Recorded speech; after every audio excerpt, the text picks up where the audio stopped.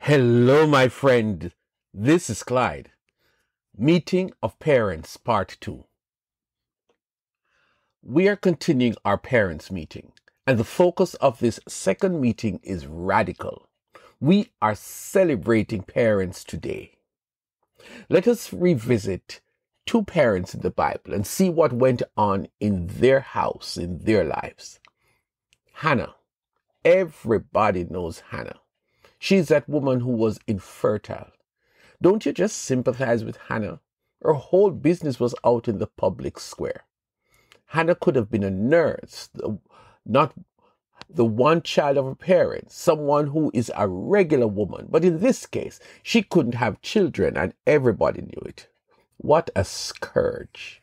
What a curse. And to add insult to injury, her husband at the time had a second wife and she was popping out babies like a slot machine. Hannah was a woman who believed in God and she carried her business to God. There are some Hannahs in the room today who have some struggles and they know what it is like to lock the bedroom door, turn off the phone, and have a serious meeting with Jesus. We celebrate you, Hannah. Eventually, Hannah had a son, and she named him Samuel, saying, "Because I asked the Lord for him." But what Hannah did later on was simply amazing. Hannah gave Samuel back to God. Listen to her. "So now I give him to the Lord. For his whole life he will be given over to the Lord." 1 Samuel 1 and verse 28. Hannah gave her son to God. There is the physical giving of your son, of your child to the Lord, especially when you take them to church for baby blessings. But this woman went far further. She not only gave him back to the Lord as a little child, but she went down the road. However long my son lives, if he does well in school, if he gets married, if he joins the military, if he gets rich, for his whole life he will be given over to the Lord. Can you understand what Hannah did? She entered into a long-term agreement with God. My son is given over to you, Lord, today, next year, and for the rest of his life. God, my son is yours, and I trust you with my precious child.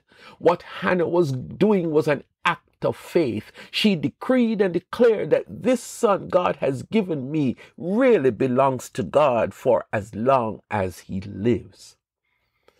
Hannah is being celebrated today because that same son, Samuel, became an outstanding godly man in Israel. He was priest, prophet, judge. Samuel and God had a tight and dynamic relationship, and all of this is because his mother was crazy enough when he was a young baby to give her son his whole life to God. I speak to the Hannahs in this room today, as well as those who want to be Hannahs. Give your child to God. Engage God in the life of your child for as long as he lives. Your child is bound to walk with God because whatever is given to the Lord, God will bless. We thank God for the Hannahs in our room today. There's a dad I want us to celebrate. Oddly enough, his name is not mentioned in the Bible, but I want to call him the faith dad. We read of his story in John chapter 4. Let us pick up where this dad met Jesus. Once more, Jesus visited Cana in Galilee, where he had turned the water into wine. And there was a certain royal official whose son lay sick in Capernaum. John 4, verse 4-6. You have to understand, Cana was a place where Jesus turned water into wine. It means that Jesus was a local celebrity in that town. And when he turned up in that community one day, it was really crazy. The media was there. The Pentecostals were there. The skeptics were there. Little children were there. And there was this big shot who came from out of town. And everybody, including everybody, wanted to talk to Jesus. If you do not have an appointment, you don't stand a chance to have a one-to-one meeting with Jesus. So why was this man there? Why did he come from far away to meet Jesus? He had heard two things. He had heard about this Jesus who turned water into wine. That is a big news that traveled far and wide. But this royal official from a faraway town, he also had a sick son. Now think about this matter. Jesus has done one miracle so far that we knew of, and he has returned to the community where that one miracle took place. It is all going to be about things related. Come on. Jesus, turn some milk of mine into gold for me. Jesus, I don't want wine. Just touch my water pot and cause that it would bring me wealth. But sickness? What did this man expect? So Mr. Faith Dad, gets close enough to Jesus and asked a wild question. He asked Jesus to take the long trip back to his home to heal his son who was close to death. That's right, silence. We have never heard of Jesus doing that. Jesus responded to the man in a strange manner, almost like a rebuke. Unless you people see signs and wonders, you will never believe. The ordinary parent would be insulted and would turn and walk away. Not this dad, not Faith Dad, not some of the dads in this room.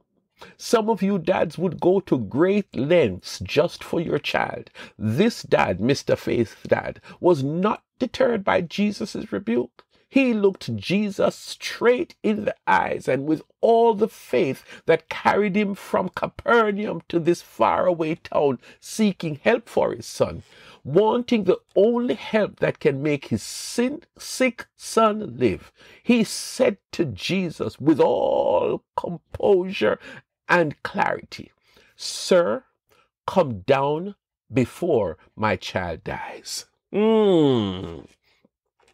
When Jesus meets real faith, my friend, Jesus honors that faith. Hey, go, Jesus replied, your son will live. I just want to give God thanks for this father.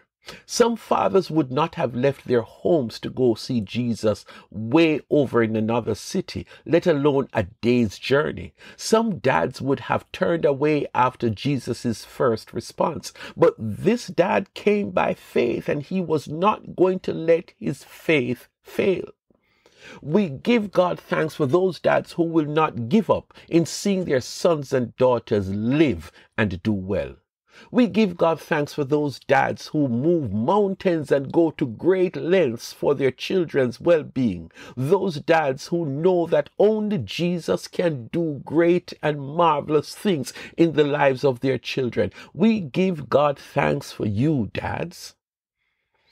In this Thanksgiving season, we give thanks for good parents, parents who trust God with their children.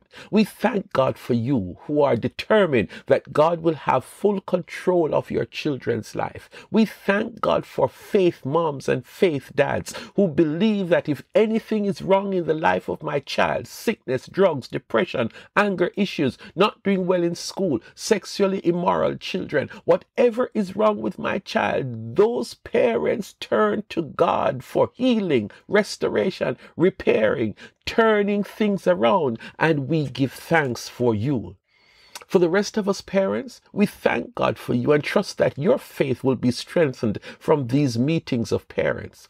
We are not bashing you. We are giving God thanks for you and all the good you do for your children, however small or great. You are doing it unto God, and you're doing it for the next generation. We thank God for our parents.